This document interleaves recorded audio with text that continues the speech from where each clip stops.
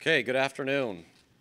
Made it to the last break before the big last session this afternoon. So, thanks for sticking it out.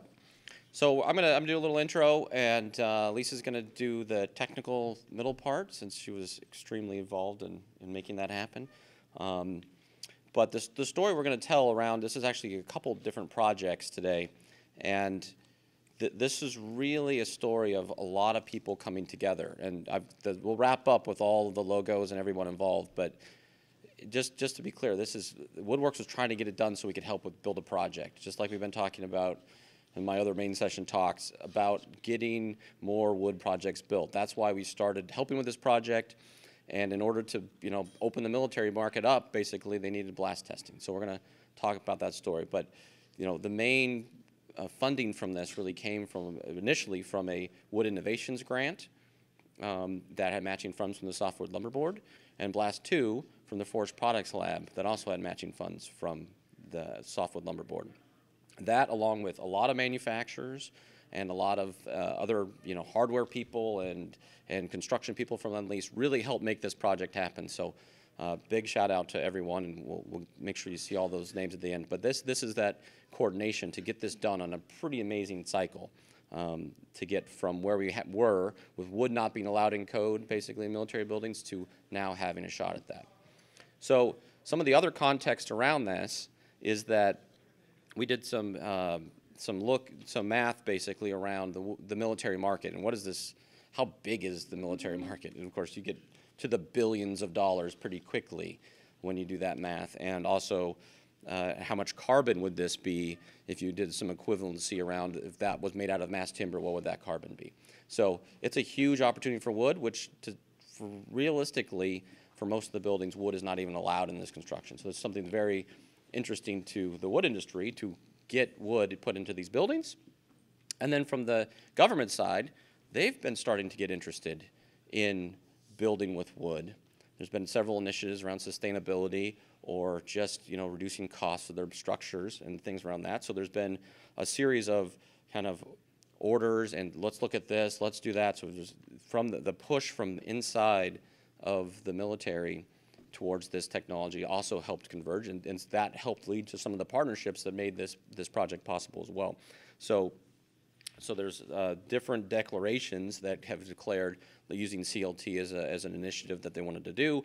Inside some of the documents, there's actually a standard for CLT that they created on their own as part of some of the other collaborative work that was ongoing. So the military is getting towards building these structures and was pushing this way before. But they needed to have the blast testing element of that as one of the main elements that they needed to have resolved. One thing around these structures is that, as well as the other codes and standards that it takes to get a building built, just from a kind of baseline perspective, that in order for wood to be used, it has to go into the Unified Facilities Criteria. The UFC document has to have a part of that standard has to be include mass timber and CLT. So that's really the end goal of this research, is to be prescriptively allowed in those documents. And that's what we really work towards. And we'll see through the testing that in the end we've got a draft of this document that throughout this year should go into the code and therefore be allowed really straight off the shelf to be used with wood. So that's where we're going with this, and Lisa's going to talk about the testing to get us to this point.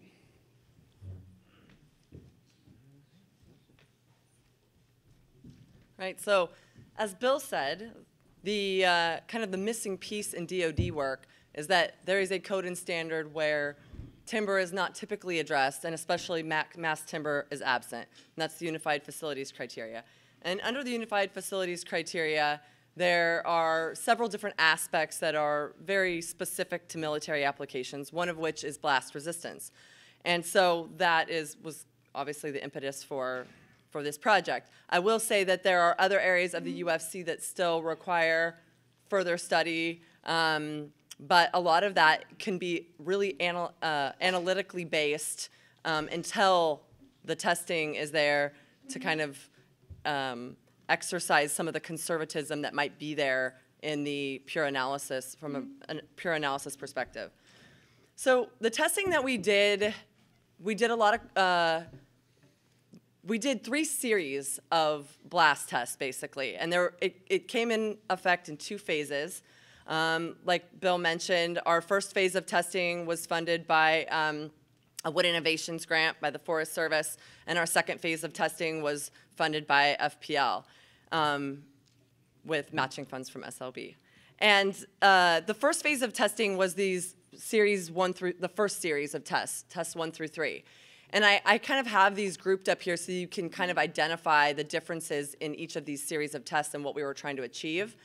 In tests 1 through 3, the idea was that we wanted to show on a repeatable basis that we could predict the performance and that it was going to perform like that across a series of grades, and that performance was reliable, right?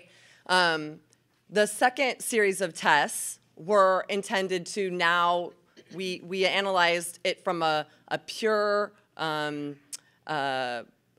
uniform load capacity on the panels itself without any vertical load. And the second series was intended to prove that with the kind of loading you would see on a normal building, the vertical axial loads that a normal building has in it, that it would still, that our prediction methods and our methodologies were still good. And the third series of tests were then to kind of explore some of these other configurations. We kept the connections consistent from tests 1 through 5 so that we could, we didn't have all these variables and we're wondering if there was a difference in this, from this test to this test, what that was attributed to. So you'll see here that I called them all arena tests. And so this presentation right here, I'm talking mostly about our live blast testing, which were all verification tests. In addition to this live blast testing, we also did quasi-static tests, and those tests were to inform the methodologies that the verification tests were trying to prove. So I'm not going to go through the details of some of that, and I'm also not going to go into the details of the methodology. I'll kind of give you guys some resources on where you can go to kind of learn more about that. But the arena aspect of this was that we actually put 3 separate buildings equidistant from the location where our explosion was going to take place, basically. And so each of these buildings are at a 75-foot radius. There was 1 ignition. The point of this was really to get multiple strings of data that were comparable with 1 ignition, right? So we had 3 structures. Each of the 3 structures were with a different grade or different manufacturer's CLT.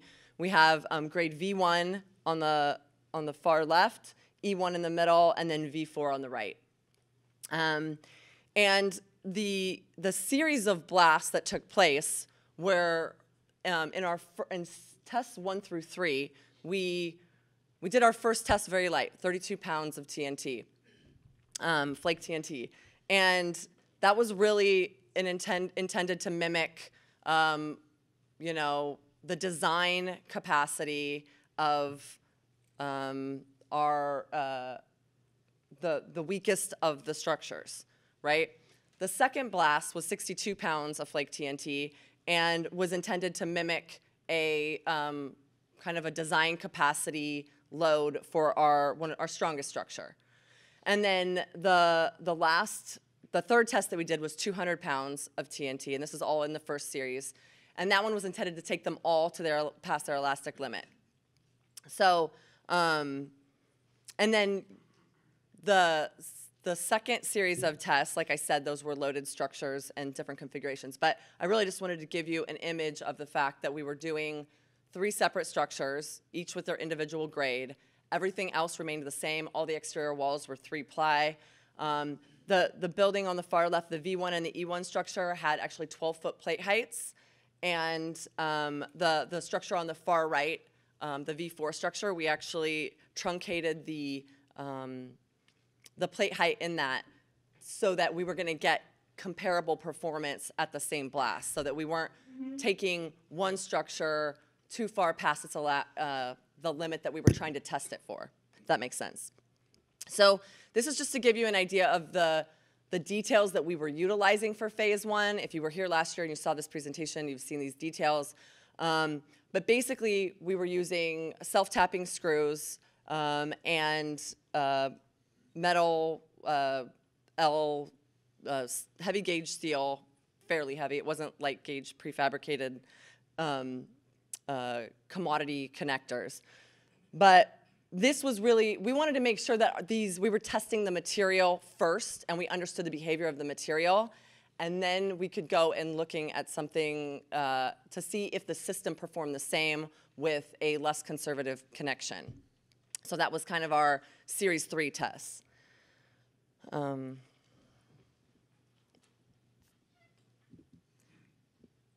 this was actually Blast 3, the 200-pound TNT on our unloaded structures.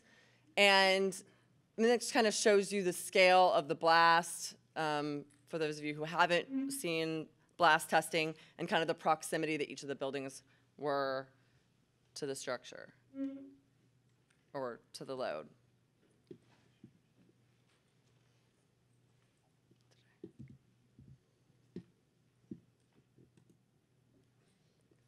This one should be a close-up of that same explosion. But this one, this is where you're going to see, and this was meant to take it past its elastic limit, which you're going to see. You see kind of the shock wave front coming in on the blast, hitting the structures. And then I don't know if you can see, but actual rupture is taking place in the outbound direction. So this blast actually looks really similar in our loaded structures, which I'll show you in just a minute. But first I wanted to just give you a snapshot on how our methodology was overlapping with the actual testing. So this is just kind of a displacement versus time graph where we're seeing the SDOF model, the calculation methodology that we developed in the dashed lines, and then each of the tests with at these different loads, right? We had the 32-pound blast load, the 62, and the 199. And you can see here that actually it matches up really well. What you're looking at is that the peak displacements that we predicted, we were getting very, very close to them, and that's exactly what we want. You don't want to be overly conservative in this realm. And then what you might notice is that you can see that the peak displacement in the rebound is actually higher, which is an important element to lightweight structures under blast load, is that that's fairly typical in the rebound is where you're going to kind of get that. It's kind of a resonating frequency thing, I think. I'm not going to get too analytical on that. But you'll also notice that they're kind of out of phase, right? And really what that has to do with is the fact that in our SDOF model, we're assuming a pin-pin condition, and in reality, those panels will probably have a little more fixity in them than what we're seeing. And that's not necessarily that big of a deal because what you want to be able to do is predict the maximum displacement. That period is kind of less important of a factor. So what did we do in phase 2? In phase 2, we removed the front panels. And again, in phase 2, there were 2 series of testing. We did blast 4 and 5, and it had a loaded structure, and then we did blast 6 and 7. So the idea behind phase 2 was to explore these alternate configurations and to verify that the loaded condition was not going to change our SDOF model. I have to say on a side note, 2 side notes. Number 1, these structures were sitting out there for an entire year between phase 1 and phase 2. We didn't know we were going to get the funding for phase 2 when we did this. The blast range had no reason to tear down the structure. They left it up. It was totally unprotected. This is, Florida. This is not like a wood-friendly moisture environment. And when we went out there, everybody was really impressed with the, what these structures looked like after a year of rain and wind and, humidity. Right. We thought we were actually gonna do a hurricane test on this, and in lieu of our 3rd series of blast tests. But anyway, so And then the second point was that the Lend-Lease came in and they did all our original construction, and they came back and they did the panel removal and the panel replacement but before tests 4 and 5, and then again between 6 and 7. And it was amazing to see how simple it was to actually deconstruct and reconstruct these structures, which I think is a testament to one of the benefits of mass timber as well. So again, the tests 4 and 5 were intended to explore a loaded structure. We ended up actually having to rotate the roof so that the front panel was as fully loaded as we could get it.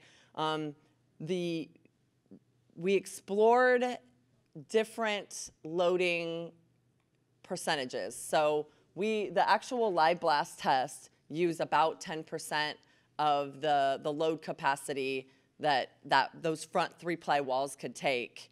But really we were maxed out by how much load we could get to that wall, because we had a 5-ply panel already in as the floor and the wall, and they were spanning 15 feet. So we could only load it so much without failing the floors.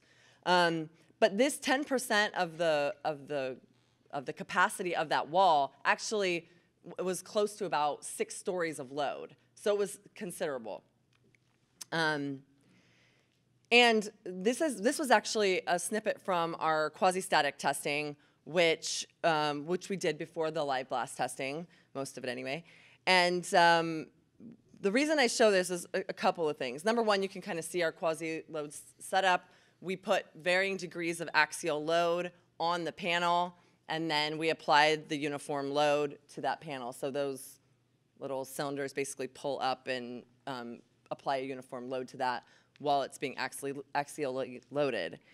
And what you see here from a performance perspective is that in the beginning of the stress strain curve here, it's really looking more like a fixed end condition. So if you look here, this line over here represents a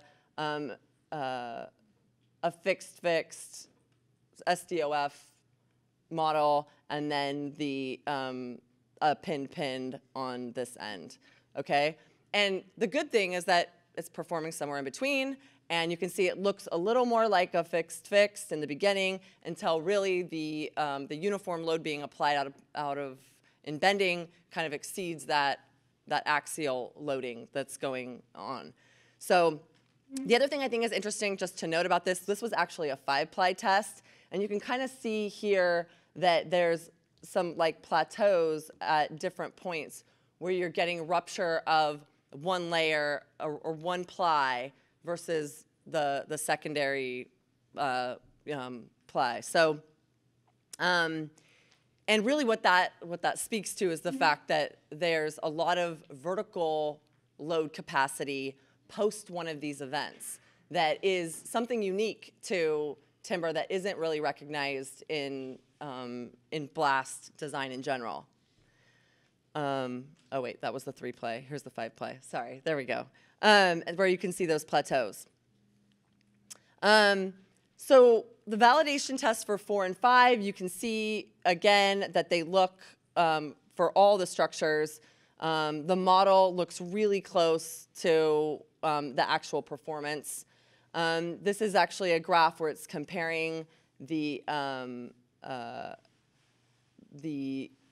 our first series of tests where they're unloaded to the actual loaded, and you can see that the performance is fairly similar in terms of displacement. So our SDOF model works whether it's a loaded building or a not loaded building. When you actually looked at the buildings afterwards, the loaded building did look like it had less damage. And I think that kind of is intuitive to some degree because, you have something kind of resisting the fracture, shall we say, at that displacement. So these up here are each of the buildings when it had axial load on it, and these down here, and you can see there's a little more visual damage. So the the different configurations that we did in test 6 and 7 were, we explored this concept of using 5-ply CLT.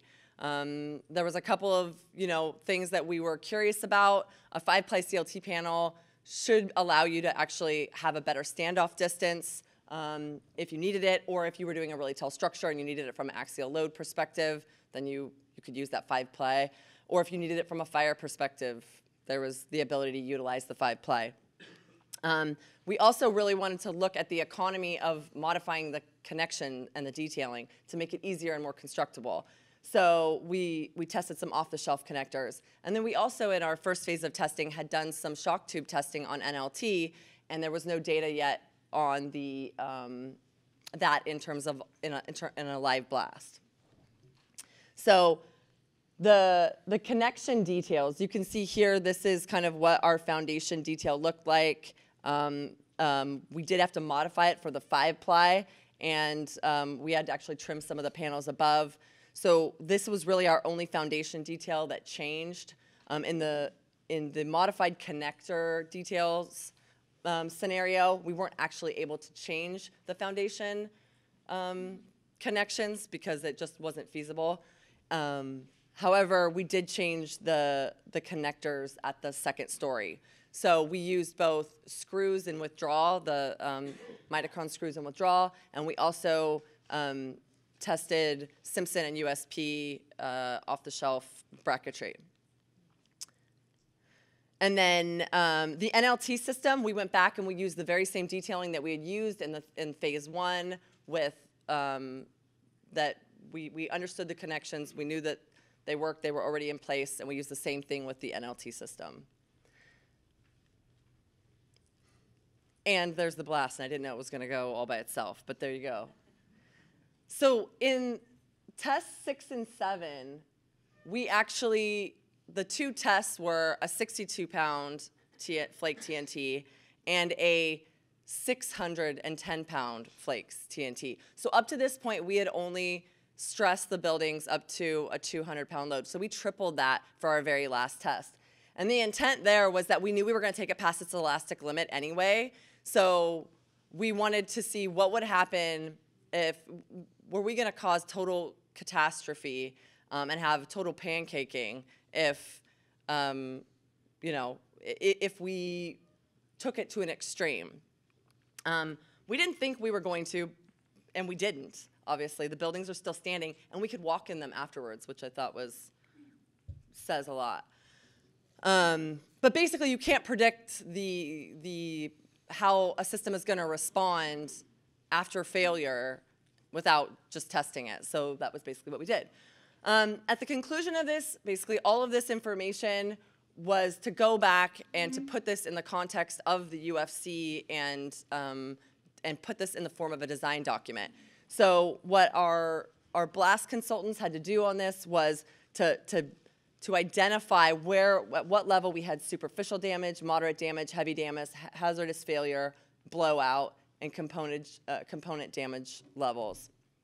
And then put those into the format that the UFC recognizes them as, which is basically ductility factors. And these ductility factors are in the form of a mu, which I guess I took that slide out.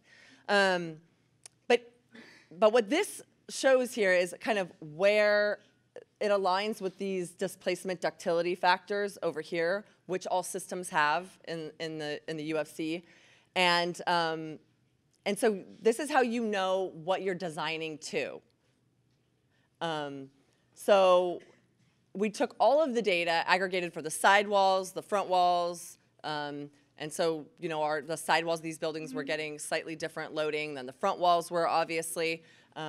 And we kind of graphed for you here the performance of these structures. Now keep in mind, these ones where you're getting hazardous failure, the intent was to have hazardous failure because we wanted to see where those limits were.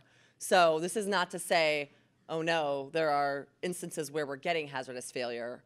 It took a lot to force that. And I think one other side note on this project was that on phase 2, we kind of got to dig down into this concept that the lamella, a visual grade CLT panel, has lamella that's made up of visual grade 2x. And an E-grade panel has got, machine stress rated lumber. And so we were getting much higher capacities than the design parameters in the PRG 320 were letting us use for visually graded panels. But in blast, like I said, that conservatism is not what you want. You want to be able to really accurately predict the average performance. So we want to use, the PRG 320 is giving you a 5th percentile value in your design criteria. And we don't want to use that. So we had to establish a method for going from the 5th percentile value that's in the PRG 320 to a value that you need to use specifically for blast resistance. And really what we found is that the performance of each of these grades was fairly comparable, as you kind of saw in that mu table that I was just showing you. And basically, this is kind of how we end up comparing to other blast-resistant systems.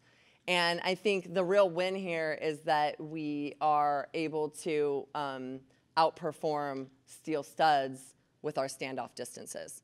So we're hoping to publish we're hoping that the Protective Design Center, which is basically the authority having jurisdiction for DoD projects, it lands under the Army, and they have a Protective Design Center that kind of is their area of blast expertise. And they have a series of these technical reports that look something like this for all these different systems, and we're going to have one for cross-laminated timber by the end of the year. So in that document, it will very succinctly have the static increase factors, the dynamic increase factors, the stiffness factors, ultimate resistance states, all of the things that I basically described here. And I think, back to Bill. Sorry. Did I go really slow? Okay, so now the TR will be out towards the end of the year. We wanted to give you another sense of where you can find this information. Granted, the way that this came about, it's all public. We've just published the first all this first testing was just done, so the test reports are going to be on the through the Innovations website, but they're also on the WoodWorks website, and you'll find it fairly easily. There's a few arrows here around where it is under our different resources, but there's a lot on the website. The blast video is kind of not one that's been released, the one that we showed with the big bomb. And so we'll those hopefully will be out anytime. We've got a press release that we're ready to go as soon as we get those through. All of the other people have to check what else was behind the picture and all the other fancy testing they're doing at that test range. So those will be out soon. But really, the point of this is to really help build buildings. So this project was the first one that was done more through analytical methods, because of the phase 1 testing. This building now, I heard about a week and a half ago, it was the framing was completed on Fort Drum, and the good news is there's already other buildings in the pipeline directly utilizing this research and for calculating the loads that they're under, and there's going to be many more behind this that are happening to utilize. Once that TR's in there, is wide open for this market. And so once again, I just want to thank everyone involved. It did take a tremendous amount of partners from KNC running the project, University of Maine helping out, all of the funding side from USDA Forest Service and the FPL lab, as well as the manufacturers that donated a lot of product into this, Lend-Lease for the labor that they helped out with, and then everyone else involved. I mean, it's been really a team effort on this. So thank you very much. We'll take questions at the end of the whole panel. So thanks.